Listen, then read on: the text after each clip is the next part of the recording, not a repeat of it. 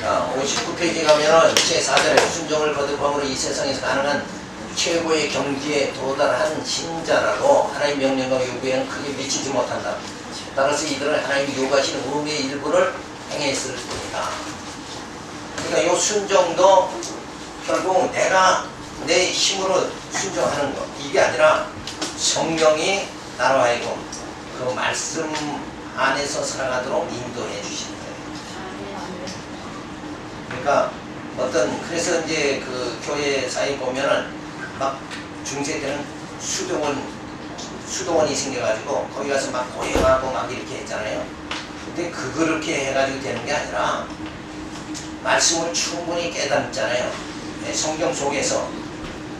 그러면은 성경 속에 하나님의 섭리가 자꾸 깨달아지면 그 하나님의 섭리를 깨달으면 거기서 내가 신앙하는 모든 행위가, 믿음 행위가 나타나는 거예요. 그렇게 해서 우리가 말씀대로 살아가는 그 순정의 삶이 주어지게 되어집니다. 5절에 들어가서 우리는 우리 최선의 선행으로도 제 용서의 영생을 하나님의 손에서 얻어낼 수가 없다. 그 이유는 하나님과 우리 사이에 있는 무한한 거리 때문이요. 이 선행들과 장차 올 영광 사이에 있는 엄청난 차이 때문이다. 따라서 우리는 이 선행에 의하여 우리가 범한 과거의 죄를 만족시킬 수 없다. 가령 우리가 우리의 최선을 다했어도 우리는 우리의 의무를 수행할 뿐이요. 우리는 어디까지나 무익한 종에 불과하다. 우리 최선의 행위들이 선하면 그것은 성령으로부터 나온 것이다. 그러나 이와 같은 행위들은 부족한 우리들에게 수행되었기 때문에 연약함과 불완전함과 감의 투성이다. 따라서 이 모든 최선의 행위들은 하나님 무서운 심판을 피할 수가 없다. 그래서 우리가 하나님께서 믿음을 이렇게 주시고 그리고 믿음의 행위가 나오도록 해주시는 거예요. 아브라함의 아내를 누이라고 숨기고 막 그렇게 했지만 여전히 말씀대로 아브라함을 축복해 주심으로 인해서 하나님의 약속이 반드시 이루어진다. 이런 믿음이 주어지니까 이삭을 바쳐라. 그래도 바칠 수 있는 믿음의 행위가 나타나요. 그러니까 우리는 전적인 하나님의 은혜로 살아가는 거예요. 믿음도 주고 믿음의 행위도 나타나게 하고 그렇게 만들어 주시는 거예요. 하나님의 사랑에 감격하게 만들어 주시고 그리고는 어때요? 찬양이 터져 나오게 해 주신다. 야, 우리 요새 그런 거 있잖아요. 웃음 뭐 치료사 가서 막 웃기려고 막 이렇게 해서 그렇게 하죠. 그건 인간이 억지로 나오게 하는 거라. 기쁨이라는 게 그저 눈으로 보고 어떤 행동을 함으로써 나타나는 이런 외면적인 그런 것이 아니라 기쁨이라는 게 뭐야? 이 심령 속에서부터 뜨거운 기쁨이 막 터져나옵니다. 그럴 때 이 심령으로부터 하나님의 사랑에 감격해서 뜨거움이 주어지면 우리 모든 육체가 소생하는 역사가 주어지는 거예요. 그래서 그게 치료의 광산이라는 거죠. 그게 말씀으로 천지를 창조하신. 그러니까 말씀으로 천지를 창조하신 것과 마찬가지로 말씀을 깨달을 때 우리 속에 새로운 역사가 일어난다는 거죠. 그래서 우리 영혼의 기쁨이 만족함이 주어진다. 6절에 들어가서 그럼에도 불구하고 그들의 선행들 역시 그리도 안에서 용납되는 것이다. 그러나 이들의 선행들이 이 세상에서 사는 동안 하나님 보시기에 전적으로 흠이 없고 티가 없는 것이 아니다. 하나님께서는 이들의 진지한 선행들을 그의 아들 안에서 보시기 때문에 비록 연약성과 불완전성이 섞여 있을지라도 용납하시고 상 주시기를 기뻐하시는 것이다. 그러니까 여전히 우리는 모순 속에 자기 모순 속에 살아갈 수밖에 없는 게 인간의 연약함이에요. 그런데 그리스도의 영광으로 우리를 감싸줘버리는 거예요. 그래서 하나님께서 우리를 하여금 구원에 이르도록 그렇게 만들어 주시는 거죠. 그러니까 예수 이름으로 구원받는 거지 내 이름으로 내 능력으로 내 행위로는 구원받지 못한다. 그러니까 모든 것이 받은 바 은혜가 넘치니까 다른 사람의 행위를 지적하지 말고 그들의 약함을 나도 얼른 가서 보충을 해야 된다.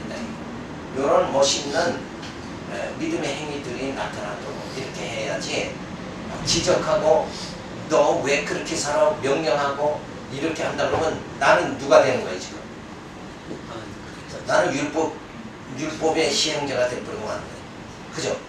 근데 용서하게 되면 나는 복음의 사역자가 되야지. 풍요를 행하는 자고, 그죠? 죄를 지적하는 자가 되지 말아야 된다. 왜? 원래 나도 죄인이니까 누가 누구를 피조물이 피조물을 그 어떤 비판할 수가 없는 거 아니냐. 그러니까 스스로 내 모습을, 나의 위치를, 자기 주제 파악을 좀 해야죠. 나 원래 하나님 앞에, 사람 앞에서는 저 사람보다 내가 뭘 할 수가 있죠. 그죠? 근데 하나님 앞에서 나는 진짜 초라한 존재에 불과한 거다. 만물의 사소바는 뭐래? 찌꺼기다 그랬잖아. 그런 게 난데, 도토리 키재기 모양, 야, 너 이러고 한다는 건 어리석은 것이네. 그래서 늘 은혜를 베푸는 자, 풍요를 베푸는 자가 되어야 되죠. 자, 그래서 이런 선행에 대해서 지금 계속 말하는데, 이 선행을 가장 강조하는 게 가톨릭 교회죠. 그들은 이 공로, 행위, 이걸 주장하지만 그거 가지고 천국에 가는 게 아니죠. 우리는 믿음으로 가는 거예요. 주님의 은혜로 가는 거다. 그래서 정말 형제에게 형제의 짐을 져주는 이런 마음을 가지고 살아야 된대요. 그렇게 긍휼을, 우리가 죄인이지만 율법에 강한 우리는 뭐예요? 그 정죄함을 받을 수밖에 없는 존재지만 다른 사람에게 은혜를 베푼단 말이에요. 다른 사람 정죄하는 것이 아니라 내가 은혜를 베풀면 나의 그 은혜 베푸는 걸 하나님 보시고 나를 하나님의 은혜 가운데 인도해 주신다. 그래서 성경에 보면 불의한 제물로 친구를 사겨라, 이런 말씀이 있죠. 잘 해석을 해보시기 바랍니다. 불의한 제물이 뭐냐면 바로 율법을 말하는 거예요. 그래서 우리는 율법으로 서로 시기하고 질투하고 막 정죄하고 살아갈 수밖에 없는데, 그런 우리 율법 하에 있는 나지만 은혜를 베푸는 자가 되면 하나님께서 우리의 모든 죄도 용납해 주시는 귀한 역사가 주어집니다. 7절에는 충성하지 않은 사람들의 선행들을 비록 그것이 하나님께서 명령하신 것이요 그 자체로서 칭찬을 만하고 유용할지라도, 그리고 이러한 선행을 소홀히 여기는 일이 죄악이요 하나님을 불쾌하게 하는 일일지라도 이와 같은 선행들은 신앙에 와요 청결케 된 마음에서 나온 것도 아니요 하나님의 말씀을 쫓아 올바른 방법으로 성취된 것도 아니기 때문에, 그리고 하나님이 영광을 목적으로 하지 않기 때문에 이러한 선행들은 하나님이 요구하시는 바에 미치지 못하고 하나님의 은혜의 조건도 될 수가 없다. 그래서 계속 이제 선행에 대해서 말해주는 거예요. 자, 선한 행위를 하는 게 자기 만족을 위해서, 내가 그래도 이렇게 착하게 산다, 이런 마음을 충족하기 위해서 하는 선행, 요게 사람들에게는 거의 다 많단 말이에요. 그죠? 그게 아니라 우리의 선행이라는 그 자체가 하나님의 영광을 위해서 해야 된다. 그러니까 나에게 초점을 맞춰주면 안 돼. 모든 행위가 내가 이 행위에 그 미치는 영향이 나에게 주어지는 게 아니라 내가 한 행위가, 그렇게 있으면 아무도 모르게, 그쵸? 오른손이 한 거 왼손이 모르게 해라. 그건 뭐예요? 너 자신을 위해서 하라. 그게 아니고 주를 위해서 하는 거죠. 그렇게 뭔가 선행이 그렇게 바뀌어져야 된다. 그래서 사람 보라고 하는 것이 아니라 늘 우리는 어디서 해야 돼요? 하나님 앞에서 해야 돼요. 그렇죠? 바리새인과 사두개인들은 사람 보라고 했죠. 그들을 예수님은 외식주의자다 이렇게 말하는 거예요. 그건 진짜 선한 게 아니고, 그죠? 자기를 위해서 했으니까 진짜 선이 아니고 주를 위해서 해야 선한 것이다. 그래서 선행이라는 것은 택자는 말씀에 의한 선행이 주어져야 된다. 그러니까 이 선행 자체도 요 이성의 판단에 의해서 하는 게 아니라 말씀에 의해서 이 땅에 우리가 살아갈 때는 다 눈으로 보는 대로 살아가잖아요. 보는 대로 판단하고 이렇게 살아가는데 우리는 우리 육체의 눈으로 보는 대로 판단하면 안 돼요. 그러면 아담하고 하와 같이 선악과를 다 먹고 자꾸 범죄하는 거예요. 눈으로 보는 대로 살아가는 게 아니라 우리는 내 눈으로 보는 것으로 살아가는 것이 아니라 뭘로 살아가야 돼? 말씀으로 살아가야 돼. 그러니까 그 진리로 봐야 된다. 그러니까 이 세상에 많은 사람들이 권력과 명예와 부를 쫓아서 그거 얻으면 영원히 살 것 같이 쫓아가잖아요. 근데 우리는 권력과 명예를 쫓아가지 않는 이유가 뭔가? 육체의 눈으로는 그게 가장 귀한 거예요. 그렇죠? 이 세상에서 가장 귀한 게 뭐냐? 권력이 있어야 살잖아요. 그렇죠? 돈이 있어야 살죠. 명예가 있어야죠. 그래야 기쁨이 주어지잖아요. 그런데 그걸로 살아가는 것이 아니라 진리로 바라보고 살아가야 된다. 진리로 바라보면 세상의 권력은 하나님의 영광에 비하면 아무것도 아니다. 이걸 깨닫잖아요. 그 지혜의 눈으로 바라보고 살아가는 거예요. 그러니까 진리의 말씀 얼마만큼 내가 깨닫고 무장했느냐에 따라서 세상을 보는 가치관이 달라지고 인생관이 달라지고 역사관이 세계관이 확 달라져 버리고 만다. 그래서 나를 중심으로 한 세상을 살아가는 것이 아니라 주를 위한 삶이 주어진다. 살아도 주를 위해서 죽어도 주를 위해서 살 수 있는 삶은 그건 육체의 눈으로 보고 살아가는 삶이 아니다. 그런 말씀으로 세상을 보면서 살아가는 삶이 주어지는 거예요. 그래서 인간이 눈으로 보면서 살아갈 때는 항시 뭐가 그림자처럼 뒤따르냐 하면 탐욕이 뒤따르는 거예요. 약방의 감초 뭐냐? 인간 눈으로 보면 보암직도 하고 먹음직도 하단 말이에요. 남이 자가용 좋은 차 타면 나도 좋은 차 타고 싶으니까 탐욕이 거기서부터 발동하기 시작해요. 그러니까 그렇게 살아가는 것이 아니라 말씀으로 판단을 하면 이 세상에서 좋은 차를 타든 부하게 살든 어떻게 살든 뭐예요? 그거는 다 없어질 영광이잖아요. 없어지는 거고 그리스도의 영광만이 그 사랑, 하나님의 그 사랑만이 영원한 것이다. 그 영원한 것을 붙잡고 살아갈 수 있는 힘이 주어져야 세상 권력과 명예, 부를 쫓지 않는다는 거예요. 이 세상에서 육체적으로 봤을 때 의지할 수 있는 건 뭐예요? 세상의 권력, 명예, 부잖아요.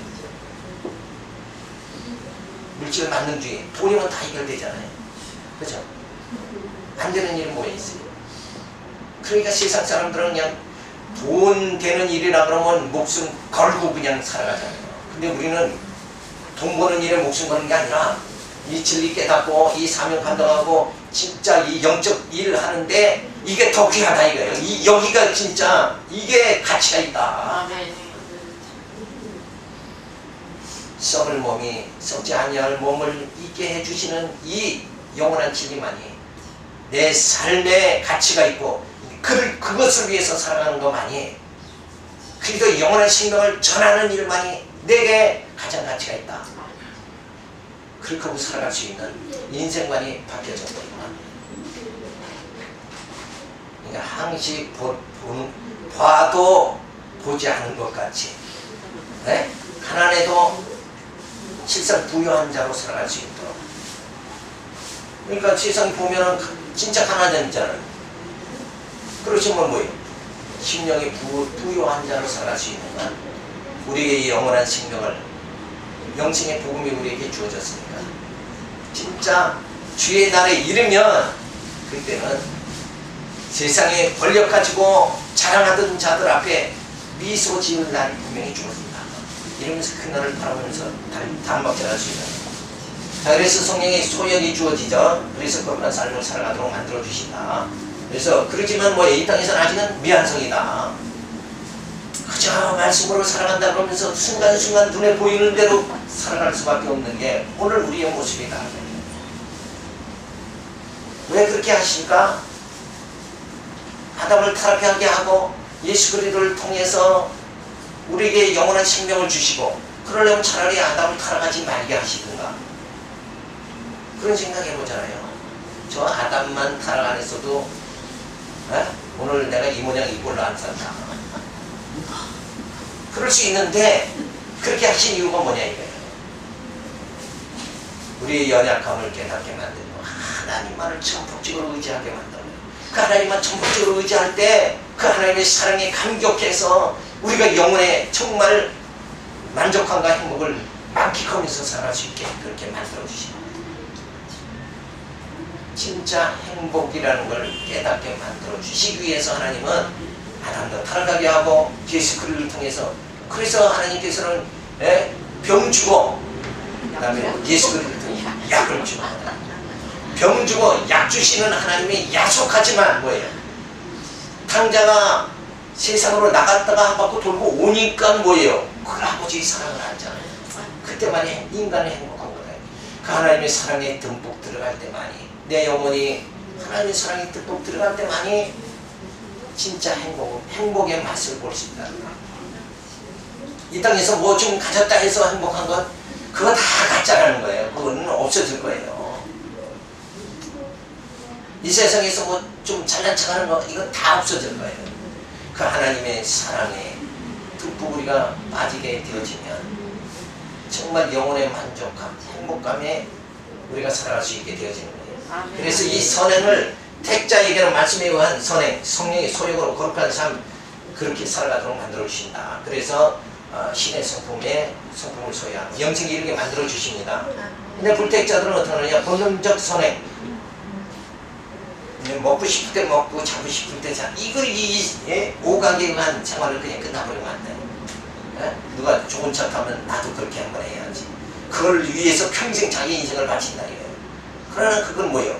그 물질을 추구한 얻었다 할지라도 인생은 영원한 생명을 얻는 건 아니다. 그래 본능적 선행 때로 사람 육신의 소유 일반 은총의 삶을 살게 하시고 죄를 만족시킬 수 없음을 우리가 알 수가 있죠. 그래서 정죄받고 결국은 영멸에 처하게 되어진다. 17장 성도의 견인에 관하여 하나님께서 그의 아들 안에서 용납하시고 그의 성령으로 효과적으로 부르셨고 성화시킨 성도들 은혜의 상태에서 전적으로 떨어질 수 없고 궁극적으로 떨어져 나갈 수가 없다. 이 성도들은 마지막 날까지 은혜의 상태를 견지할 수 있고 영원히 구원받을 수 있다. 한번 택한 자를 하나님께서 반드시 뭐예요? 구원에 이렇게 영원하게 만들어 주신다. 그러니까 하나님 오늘 왜 내게 이렇게 공감을 주시나? 그것 때문에 마음 상하지 말아야 돼. 왜? 이건 과정이다. 과정이죠. 아이들이 자랄 땐 넘어지기도 하고 엎어지기도 하는 거지. 나가서 두들겨 맞기도 하고 그렇지만 어쨌든 이 성장이 된다 이거예요. 우리의 삶이 꼭 마찬가지. 이 땅에서 여러 가지 공과 형통의 이런 반복된 생활을 하죠. 그걸 그래서 하나님은 낮을 주시고 밤을 주시는 거예요. 그런 자연 섭리를 통해서 우리는 분명히 알 수 있잖아요. 자, 내가 예수 믿으면 나는 그냥 하나님이 난 무조건 복 주시고 형통성만 해주셔야 된다. 그렇게 하면 하나님의 사랑을 깨닫지 못해요. 그래서 하나님은 그런 그 섭리를 통해서 인도하시지만 반드시 뭐예요? 견인해 주신다. 우리를 영광의 나라에 이르게 만들어 주시죠. 2절에 가면 이와 같은 성도들의 하나님의 견인은 성도 자신의 자유의지에 달린 것이 아니라 하나님 아버지의 자유롭고 불변한 사랑에 넘쳐난 선택이 불변하시는 작정에 달린 것이다.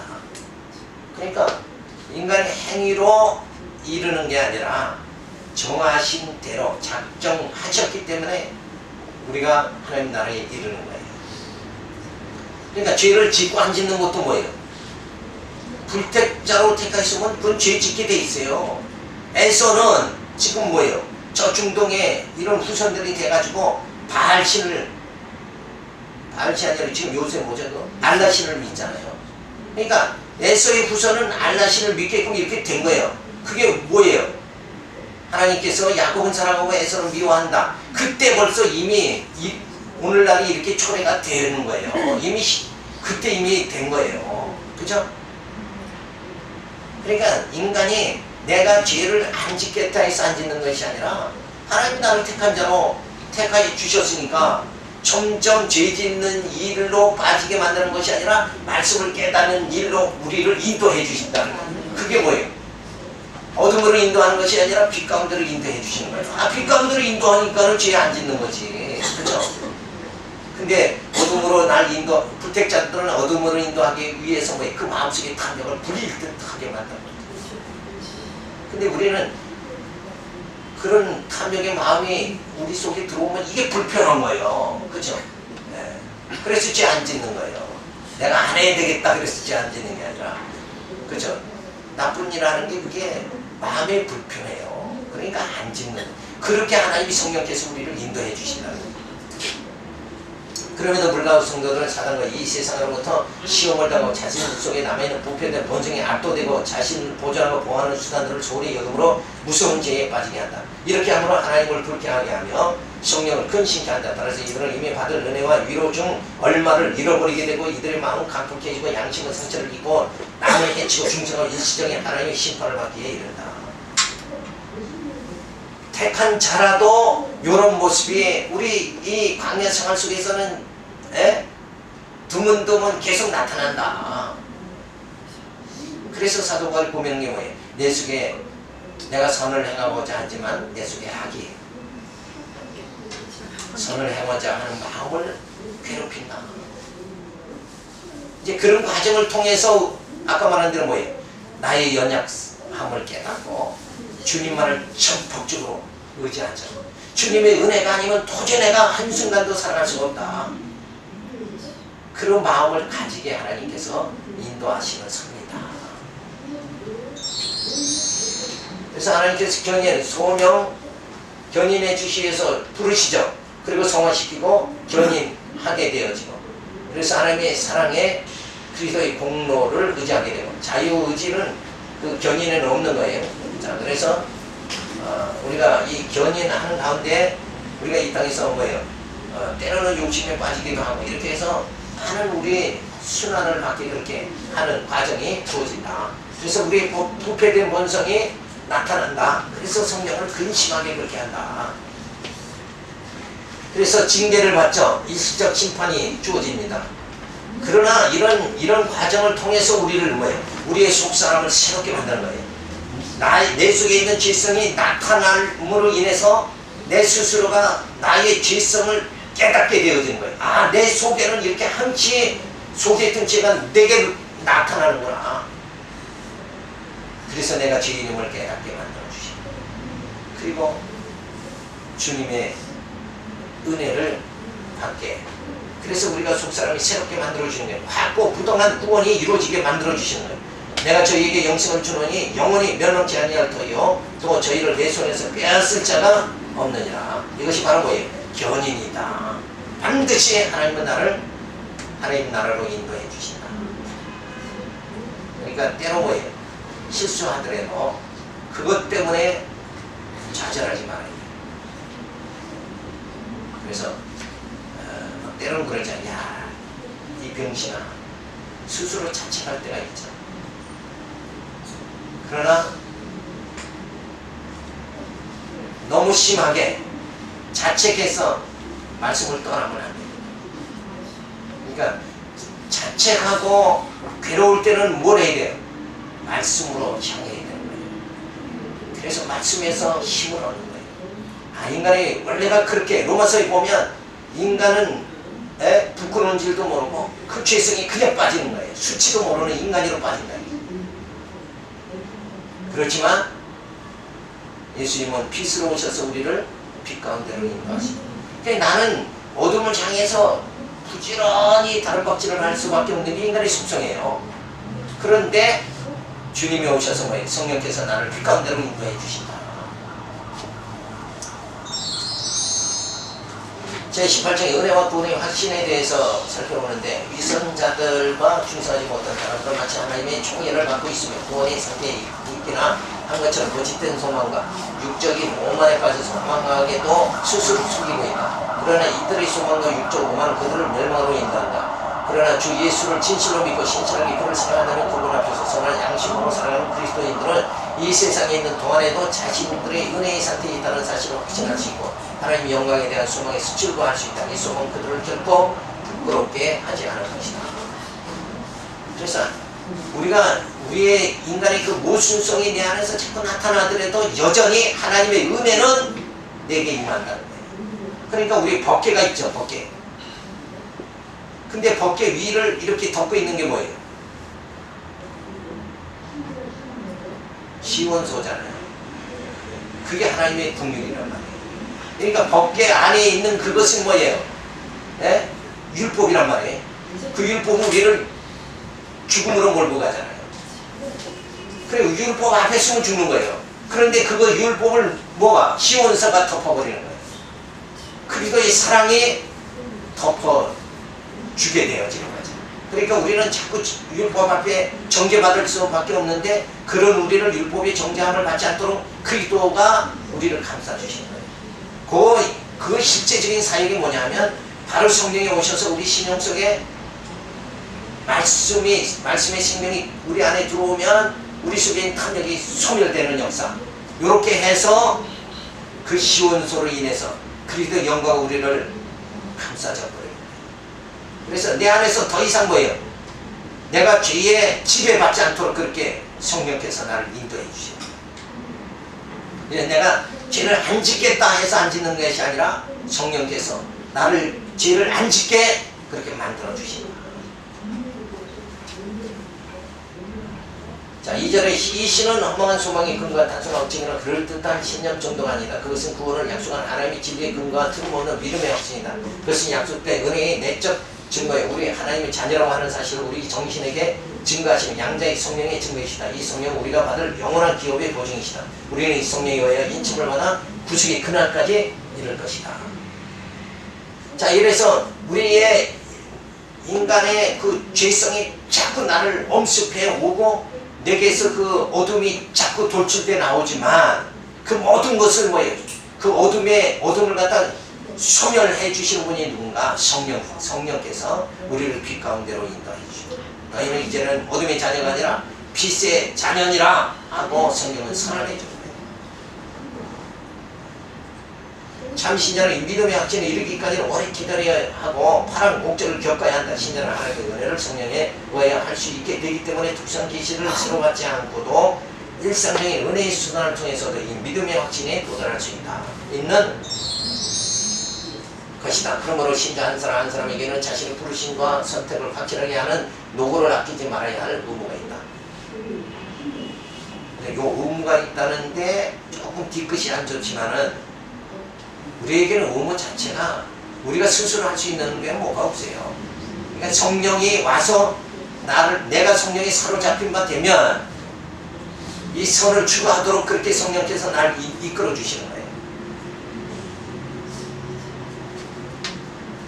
그래서 약간의 그런 뉘앙스에 있지만은 어쨌든 이 웨스트민스터 신조라는 거 이번 학기에 이게 얼마나 귀한가 우리가 알 수가 있잖아요. 신앙을 확실하게 정립해 주는 거다. 그래서 어떤지 저도 그 생각을 했어요. 야, 내가 이렇게 신앙생활을 할 때 지금 뭔가 신앙의 어떤 틀을 확실하게 잡는다는 거 이게 없는데 과거에 우리 믿음의 그 선진들이 과거의 믿음의 사람들은 과연 무엇을 어떤 신조와 어떤 사상을 가지고 어떤 신앙의 틀을 가지고 살았을까? 근데 바로 이거란 말이에요. 웨스트민스터 신조. 이것이 바로 그 틀을 갖다 명확하게 분명하게 가르쳐 준단 말이에요. 그래서 우리가 신학교 오면 이 웨스트민스터 신학, 이 장로교 교리 아닙니까? 이 신조인데 이걸 확실하게 한번 공부를 안 하고 그냥 그런 게 있다 이 제목만 가지고 보고 넘어가 버리면 진짜 맛을 모르는 거예요. 이번 학기에 이걸 구체적으로 우리가 살펴보니까 정말 과거의 사람들이 그 신앙의 뼈대를 세우려고 얼만큼 노력을 했고 진리 안에서 살려고 몸부림쳤던가 이런 게 드러나잖아요. 그러니까 이런 말씀을 신조를 갖다 이제 우리는 더 정확하게 말씀으로 더 해석하면서 확고하게 세울 필요성이 있다는 거죠. 그래서 우리 후대의 신앙인들에게 신앙은 이런 것이다 하고 쫙 그 신앙의 그 틀을 뼈대를 갖다 딱 만들어 가지고 넘겨줄 수 있도록 우리가 그렇게 해야 됩니다. 이렇게 함으로써 그는 성령 안에서 평화와 기쁨이 넘치고 하나님 사랑과 하나님께 감사하는 일뿐과 힘차게 기백 있게 하나님의 뜻에 순종하는 이 모든 것은 신앙의 확신의 열매다. 이처럼 신앙의 확신의 기름과 맺풀린 상관은 거리가 멀다. 그러니까 성령의 말씀이 내 안에 거기에 말씀의 운동력이 주어지는 거예요. 진리를 깨달으면 전하지 않고 견딜 수 없는 마음이 주어진다. 그러니까 그건 내가 하는 게 아니라 진리 대신 그 성령이 오셔서 나를 진리로 살아가게 만드는 거죠. 그래서 나팔을 불지 않으면 견딜 수 없게 이렇게 만드는 그거 자체가 뭐예요? 성령이다. 그 단계가 성령이다. 뭐 전도한다고 누가 뭐 진짜 돈을 많이 듬뿍 주는 것도 아니고, 그죠? 그렇지만은 이것이 정말 성령이 나로 하여금 이 길을 가게 만드는 거예요. 그죠? 사역자의 길을 가게 그렇게 성령이 나를 인도해 주시다. 그러니까 지치지 않는 거죠. 지치지 않는 거예요. 누가 환영하지 않더라도 이 길을 가게 되어지는 거죠. 그러면서도 뭐예요? 우리 심령 속에 기쁨이 줍니다. 내가 이 생명을 예수를 전할 수 있게 되어졌다는 것, 정말 이건 영광이다. 내가 목사가 됐다는 이 자체만도 뭐예요? 영광인 거예요. 근데 우리는 목사가 됐으면 빌딩도 짓고 못도 짓고 막 이렇게 돼야 이거 뭐 제대로 했다 이렇게 생각할 수가 있지만 영적으로는 그건 아니다. 진리가 있으면 거기에 하나님이 임재하시는 겁니다. 내 심령에 하나님이 임재하시고 나는 이 진리를 위해서 정말 외칠 수 있게 되어졌다. 이 자체가 뭐예요? 하나님께로부터 받은 참 큰 복이다 라고 생각하고 우리가 살아야죠.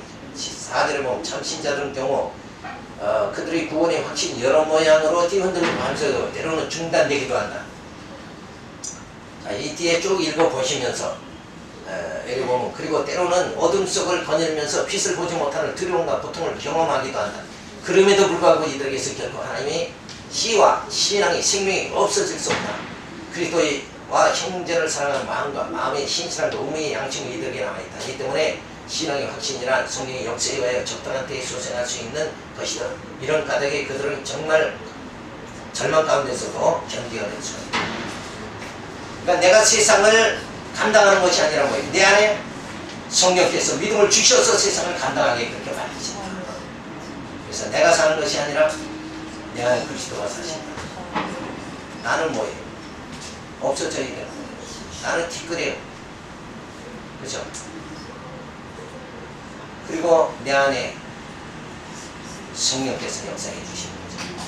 그리스도가 사시는 이런 삶으로 살아가게 되어지면 이 땅에서 여러 가지 부족한 게 있어도 육신적으로 부족하지만 뭐예요? 영적으로 뭐예요? 가진 자로 살아가는 거예요. 가진 자. 그죠? 뭘 가졌어요? 장차받을 하나님의 그 영광, 기업을 이미 가진 자로 살아간다. 그러니까 멋있잖아요. 얼굴이 환하게 빛나야 돼요.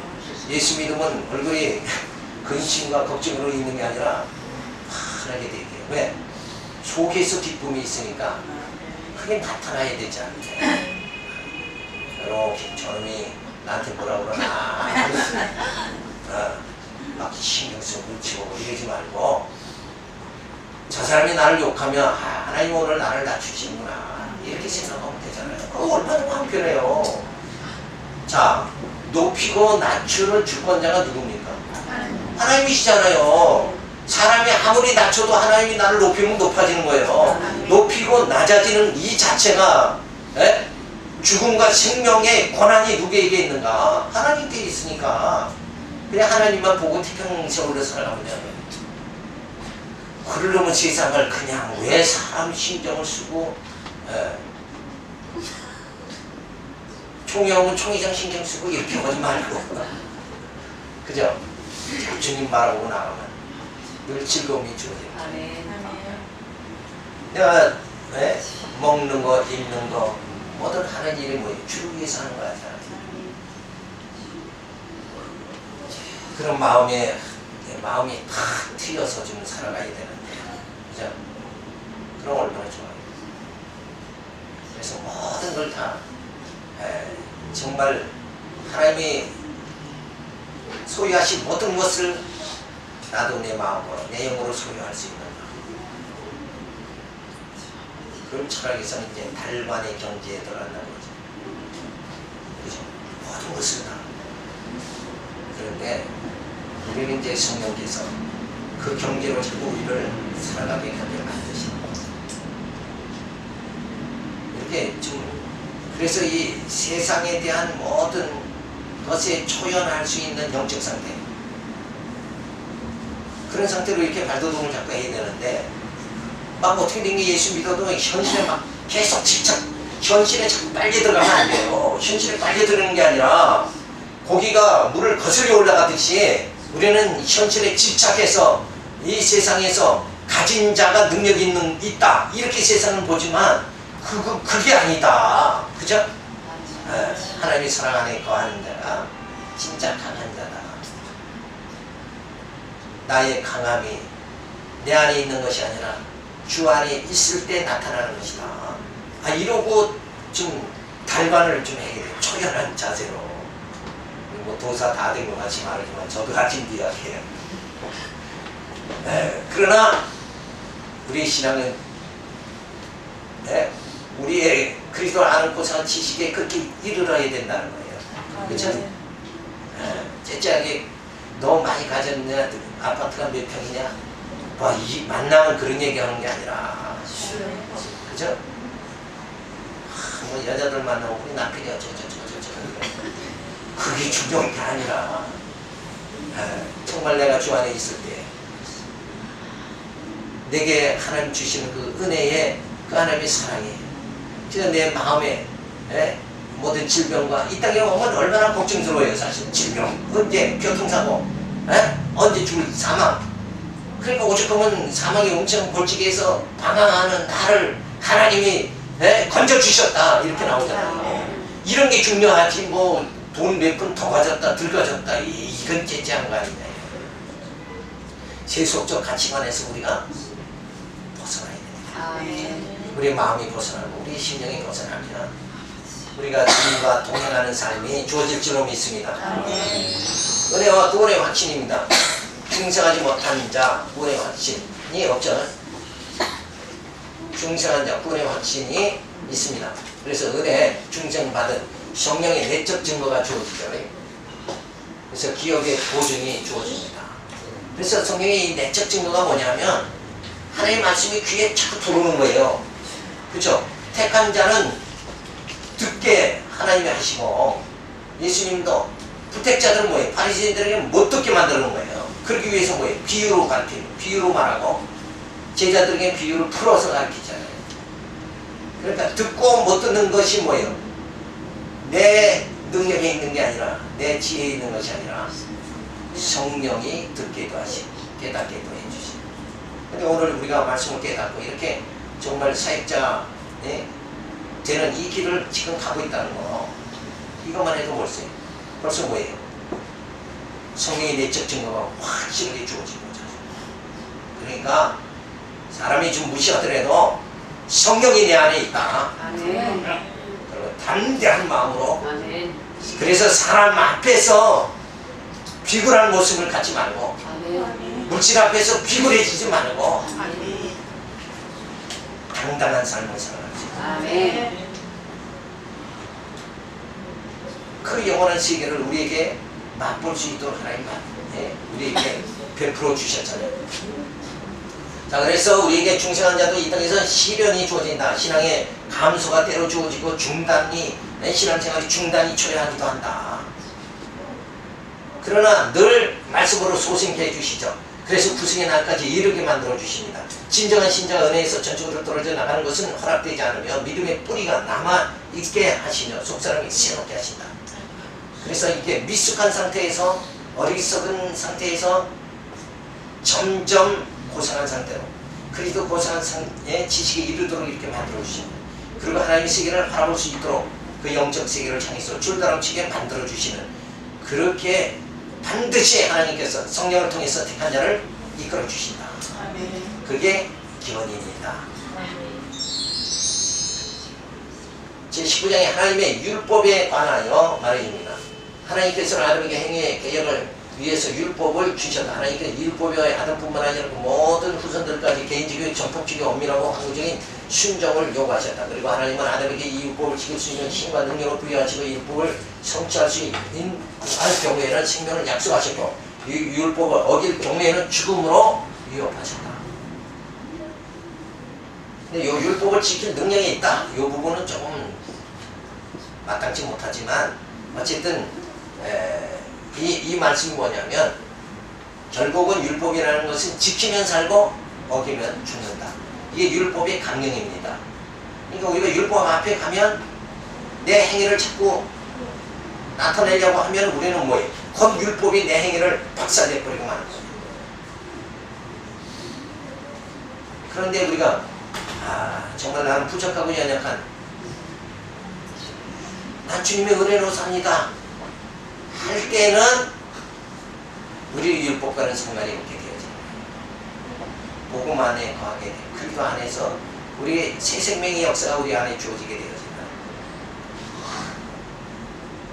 자, 아담이 타락한 이후에도 율법은 의의 완벽한 규범으로 계속 정문서가 있다. 율법은 신앙에서 희대명의 형식으로 하나님께 주어졌다. 자, 그래서 이 율법에 대해서 계속 얘기해 주는데 이걸 이제 도덕법이다 이렇게 해석을 하잖아요. 그런데 이렇게 해석하면 안 됩니다. 칼빈이 이 해석은 잘못된 거예요. 또 칼빈 공격했다가 또 우리가 들고는 날지 모르지만 율법은 원래 해석을 하면 계명이죠. 계명. 그 다음에 율례가 있어요. 그러니까 죄를 지면 돌로 쳐 죽여라. 그게 율례예요. 계명에 대해서 계명으로 살인하지 말라. 근데 살인했으면 어때요? 돌로 쳐 죽인다. 그게 율례예요.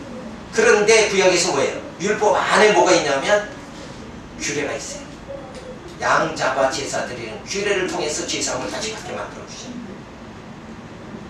그래서 그 율법은 정죄의 기능이 있는가 하면 사죄의 기능까지 포함되어 있는 거예요. 그 율법은 그래서 결국은 불완전하죠. 막 정죄해버리니까. 근데 우리가 죄를 안 지을 때보다 죄 지을 때가 더 많으니까 계속 정죄함을 받을 수밖에 없어요. 그래서 구약의 백성들에게는 양 잡아 제사 드림으로 그 한 해를 살 수 있게 이렇게 만들어 주시잖아요. 그래서 그 율법 자체는 결국은 예수님이 오셔서 완성하죠. 예수님을 통해서 그 모든 율법이 성취되어 버리고 맙니다. 그래서 율법이 정죄하는 그것을 예수님이 십자가에 제물로 죽으심으로 해서 그 정죄 율법을 요구하는 죄값을 다 지불해버리고 대신 우리는 뭐예요? 살게 하시는 역사가 주어져요. 그리고 예수님은 구약에 양 잡는 것이 아니라 이제는 예수님이 어린 양이 돼서 십자가의 죽으심을 통해서 단번에 영원히 하나님 앞에 우리의 모든 죄값을 다 지불해 주심을 통해서 우리는 죄사함 받게 되고 의롭다함 받고 칭의 받는 역사가 주어지게 되어집니다.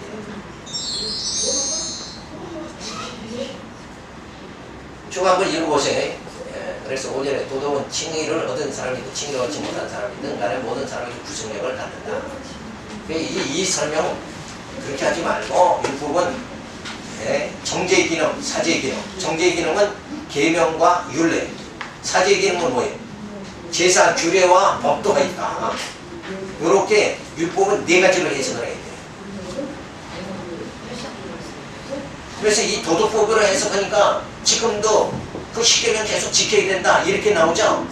근데 성경은 이제 예수님이 오셔서 뭐라고 그랬어요? 내가 새 계명을 주노라. 그 새 계명이 뭐냐면 율법은 정죄의 계명이잖아요. 예수님이 주시는 새 계명은 사랑의 법, 그리스도의 법을 말하는 거예요. 사랑하면 뭐예요?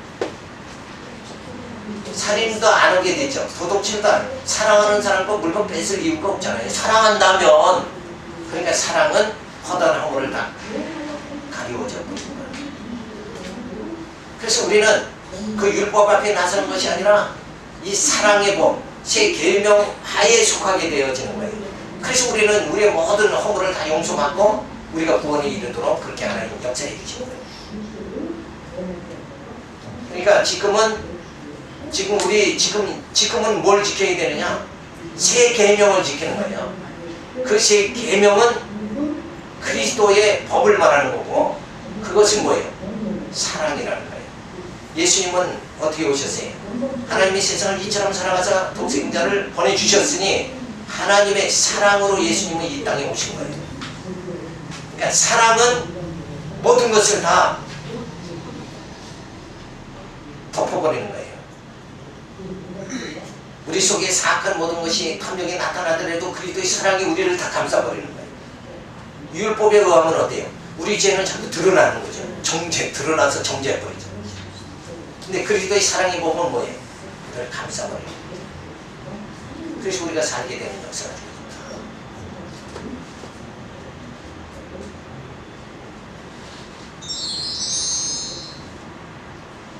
자, 쭉 읽어보세요. 자, 그래서 강의가 다음 주 1시간밖에 안 남아서 제가 부지런히 하는 거예요. 시간이 넉넉하면 그냥 맘 놓고 그래 자세하게 쫙 해야 되는데 시간이 제한이 있으니까. 자, 그래서 이 율법은 돌기에 기록하죠. 그래서 규범대로 지키면 살고 어기면 죽습니다. 규범대로 살아야 돼요. 범죄를 예방하는 거죠. 그래서 도덕질 예방하고, 그래서 죄 가운데 이렇게 죄를 더 짓지 않도록 그 죄 가운데서 그냥 가둬버리는 거예요. 그래 범죄에 이르지 않도록. 죄와 범죄는 아시죠? 죄는 뭐를 말하는 거예요? 자, 그럼 구분해봐요. 탐욕과 도덕질. 도덕질은 뭐라고 해요? 이건 범죄. 죄는 뭐예요? 탐욕 자체가, 욕심 자체가 죄인 거예요. 음욕은 죄죠. 간통은 그건 범죄예요. 죄가 드러나는 게 범죄다. 죄를 범하는 게 범죄예요. 그러니까 율법은 뭐예요? 우리 속에 죄가 있는데 범죄로 드러나지 않도록 우리를 가두어 두는 거예요. 그랬다가 누구 오면, 예수님이 오시면 범죄에 이르지 않도록 택한 자를 가두어 뒀다가 요 죄를 예수님이 오셔서 다 말씀으로 소멸시켜 주시는 거예요. 그래서 우리를 거룩한 하나님의 자녀 만드시는 거예요. 그래서 로마서에서 하나님의 자녀들을 죄 가운데 가두어뒀다 하는 말이 그거예요. 그러니까 죄하고 범죄를 해석을 못하면 저게 무슨 말인가, 저게 영어인가 일본어인가 이렇게 되고 마는 거예요. 그게 아니라 이제 좀 이해가 되시죠? 네. 우리를 저 이방 사람들과 같이 막 그냥 살인하고 이러고 범죄에 이르지 않도록 죄만 있는 상태에서 가둬 놓는 거예요. 그랬다가 예수님 오셔서 우리 속에 있는 죄 자체를, 탐욕 자체를, 음욕 자체를 다 소멸해 주시는 거예요. 그래서 하나님의 영광의 세계를 바라보고 우리가 한번 중단음식 이렇게 인도해 주신다. 그렇게 하나님께서는 쉬지 않으시고 택한 백성들을 그렇게 인도해 주시는 거예요. 그래서 아담을 통해서, 타락을 통해서 병을 주고, 그 다음에 죄 가운데 가둬뒀다가 고의 간직했다가 더 이상 범죄하지 않도록 간직했다가 예수 그리스도를 보내고 성령을 보내고 우리를 새 사람으로 만들어주신 거예요. 너희는 이제 옛 사람이 아니고 이제 그리스도 안에 새 사람이 되게만 그렇게 만들어주신다. 이렇게 하나님은 철저하게 구속의 사역을 지금 다 섭리해 나가시고 있다. 그러니까 하나님은 살아계신 분이다. 그러니까 뭘 알아야 하나님이 살아계신지를 알지. 그렇죠? 그러니까 말씀을 자꾸 깨달으면서 하나님이 살아계심을 내가 깨달아. 하나님의 은혜 속에 깊이 들어갑니다. 진도를 나가야 되는데 요건 맞춰야지. 열어놨으니까 빨리 맞추고요. 자, 성도 생활의 규범이 규범대로 우리가 살아가지 못하죠. 자, 그래서 복음은 신비에 기록하죠. 그래서 사랑입니다. 허다한 허물을 덮어버리죠. 그래서 죄성을 소멸시켜버립니다. 형제의 짐을 담당케 해주시고, 그리고 속 사람이 거룩하게 해주시고, 성령께서 하나님의 자녀로 만들어 가시죠. 근데 성도 생활의 기초는 뭐냐? 이런 것이 이제 베드로전서에 나타났어요. 성도 생활의 기초는 뭐냐? 할렐루야 찬송하는 거예요. 그 모든 은혜, 그 신령한 은혜를 우리가 하나님의 섭리를 다 감지하고, 야, 하나님 그렇게 해주시는구나. 그리고 생각이 되어지면 뭐예요? 찬송이 터져나는 거예요. 그러면서 이 광야 생활에서 뭐예요? 환난 중에 기뻐하는 생활이 중요해요. 요게 성도 생활의 기초다. 베드로 전서에 가르쳐주는 거죠. 성도 생활의 목표는 또 나중에 살펴보기로 하고. 자, 이렇게 해서 우리가 점점 진리의 말씀을 깨달아가면서 우리 생각의 폭을 넓혀야 돼요. 그렇죠? 쫓겨난 생각 속에, 쫓겨난 마음 속에 살아가는 것이 아니라 하나님 진리의 말씀을, 그 하나님의 신령한 세계를 맛보는 거예요. 말씀의 세계를 점점 맛보면 우리 생각과 마음이 넓어지게 되어집니다. 그래서 우리 쫓겨난 마음이 아니라 넓은 마음이 좋아지면 그 하나님의 사랑의 감격이 자꾸 들어오는 거예요. 정말 나 같은 죄인을 구원하신 그 하나님의 은혜를 찬양하면서 살아가는 우리의 삶이 주어지게 되어집니다. 기도합니다. 하나님 감사를 드립니다. 주신 그 말씀을 기억하면서 저희들이 늘 그 영원한 하나님의 신령한 세계로 우리 영이 다른 박질할 수 있도록 인도하여 주시옵소서. 현실에 집착하지 않게 만들어 주시고, 세속주의에 빠지지 않게 만들어 주시고, 영원한 말씀의 세계로 들어갈 수 있도록 인도하여 주시옵소서. 그래서 우리의 심령이 풍요롭게 되고 우리 영혼이 행복하고 만족할 수 있도록 인도해 주시는 성령의 그 은총에 늘 감사하며 찬양하며 살아갈 수 있도록 하나님을 그래서 경외하고 섬기며 살아갈 수 있도록 역사해 주시옵소서. 감사하고 예수님의 이름으로 기도드렸습니다. 촬영 정렬 수고하셨습니다.